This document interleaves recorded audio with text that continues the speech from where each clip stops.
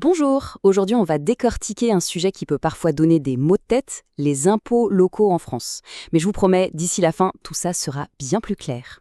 C'est vrai que quand on entend tous ces sigles, taxes foncières, CFE, CVAE, on peut vite avoir l'impression d'être dans un brouillard total. Mais pas d'inquiétude, l'objectif c'est justement de transformer ce labyrinthe en un chemin bien clair.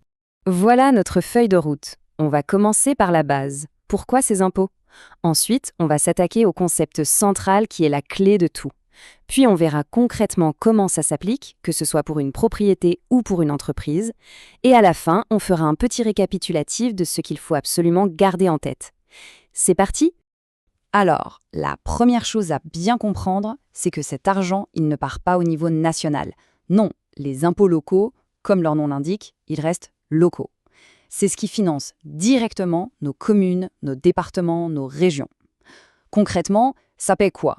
Eh bien, la crèche, la bibliothèque du coin, l'entretien des routes qu'on prend tous les jours, c'est vraiment le carburant de notre quotidien.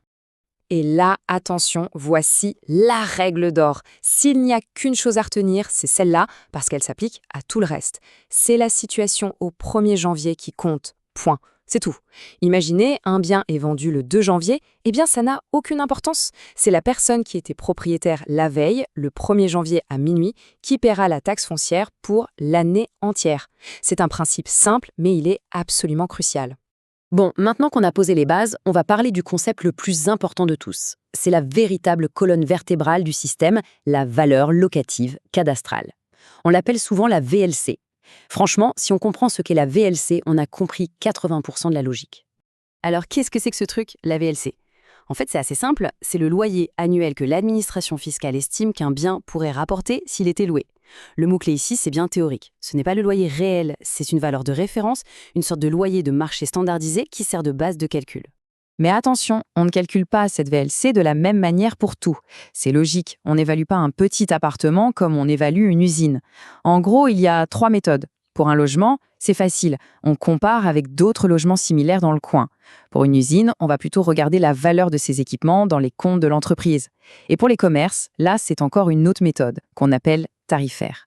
Justement, pour un commerce, le calcul est un peu plus fin. On ne se contente pas de prendre les mètres carrés bruts, on va les pondérer. Qu'est-ce que ça veut dire ? Ça veut dire que chaque mètre carré n'a pas la même valeur selon son utilité.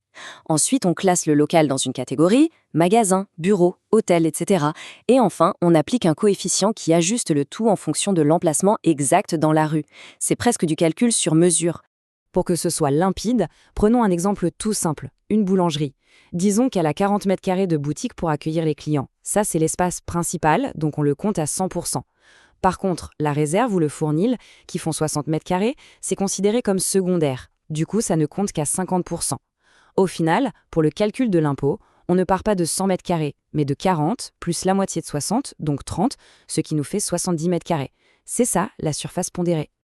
Ok, maintenant qu'on a bien compris ce qu'est la VLC, on va voir comment on s'en sert en pratique pour calculer les impôts qui concernent directement les propriétaires de biens immobiliers. En fait, il y a 2 taxes foncières. La première, c'est la TFPB, pour les propriétés bâties. Ça concerne tout ce qui est construit, maisons, appartements, usines. Pour celle-ci, la base de calcul, c'est 50% de la fameuse VLC. Et puis, il y a la TFPNB pour le non-bâti. Là, on parle des terrains nus, un champ, une carrière, un étang. Et attention, pour ces biens, la base est plus élevée, on prend 80% de la VLC. Et bien sûr, notre règle d'or s'applique toujours, c'est le propriétaire au 1er janvier qui paie. Juste un petit mot rapide sur la taxe d'habitation parce que là, il y a eu un vrai changement. C'est simple. Depuis 2023, elle a été supprimée pour toutes les résidences principales. Aujourd'hui, elle ne concerne plus que les résidences secondaires, que l'on en soit propriétaire ou locataire. Bien, on a vu les taxes sur la propriété, maintenant on change de casquette et on passe aux entreprises. Elles aussi, elles contribuent au budget local. Ça se fait via un mécanisme qui s'appelle la contribution économique territoriale, la CET. Et en fait, cette CET, c'est un impôt qui a 2 visages. Et c'est là que c'est très intéressant. La première partie, c'est la CFE, la cotisation foncière des entreprises. Et celle-là, en fait, on la connaît déjà un peu, elle est basée sur la VLC des locaux utilisés. C'est une taxe sur les murs de l'entreprise. Mais la deuxième partie, la CVAE, n'a rien à voir. Elle est calculée sur la valeur ajoutée. En clair, c'est un impôt sur la richesse que l'entreprise a réellement créée. On est donc sur une logique purement économique, pas immobilière.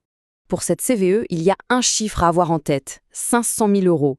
C'est le seuil de chiffre d'affaires. En gros, seules les entreprises qui dépassent ce demi-million d'euros de chiffre d'affaires sont concernées. Ça vise donc plutôt les PME et les grandes entreprises. Et une information d'actualité très importante, ce système est en pleine mutation. La CVAE, elle est en train de disparaître. Pourquoi ?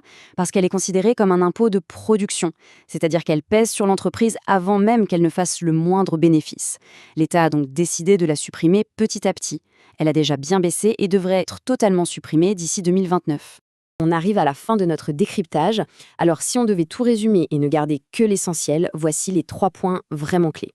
Premièrement, la fameuse règle d'or. Tout, absolument tout, se décide au 1er janvier. Deuxièmement, la clé de voûte de tout le système, c'est cette fameuse valeur locative cadastrale, la VLC. Elle sert de base à la taxe foncière et à la CFE. Et troisièmement, il faut bien faire la différence entre les impôts qui taxent la propriété d'un bien et ceux qui taxent l'activité économique. Voilà, j'espère que ce fameux labyrinthe des impôts locaux est maintenant un peu moins labyrinthique. On voit que derrière une complexité apparente, il y a quand même une vraie logique. La suppression en cours de la CVN nous montre que les lignes bougent. La grande question pour les années à venir, c'est donc, est-ce que cette étape annonce une simplification plus large du système ? L'avenir nous le dira. Merci d'avoir suivi cette explication.